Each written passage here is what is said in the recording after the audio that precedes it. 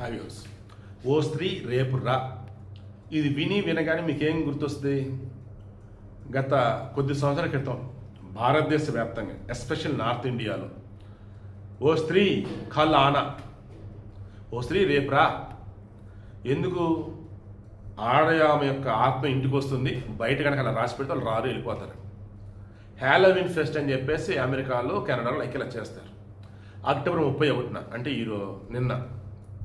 అందులో వచ్చేసి ఏంటి, వాళ్ళు క్లియర్గా ఏం మెన్షన్ చేస్తారంటే, చెడు ఆత్మలను పారద్రోలే విధంగా, మంచి ఆత్మలకు స్వాగతం పలికే విధంగా అన్నట్టు వాళ్ళు మెన్షన్ చేసుకుంటూ వస్తారు.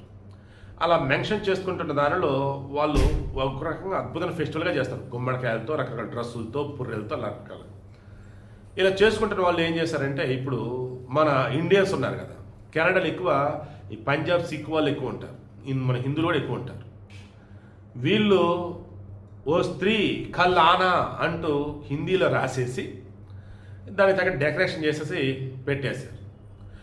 ఈ హ్యాలోవిన్ ఫెస్ట్లో ఇప్పటి వరకు చేసినటువంటి డెకరేషన్స్లో ఇది ద బెస్ట్ వేలో నిలిచింది, అదే వెనక పెట్టాం. ఏమిలా ఈ వీడియోకి ఉపయోగం అసలు ఏమిలా, సింపుల్. ఏంటయ్యా అంటే, ఎక్కడున్నా కానీ మన ఇండియన్స్ ఒక క్రియేటివిటీని చూసారా, అది మాత్రం అల్టిమేట్, అంతే.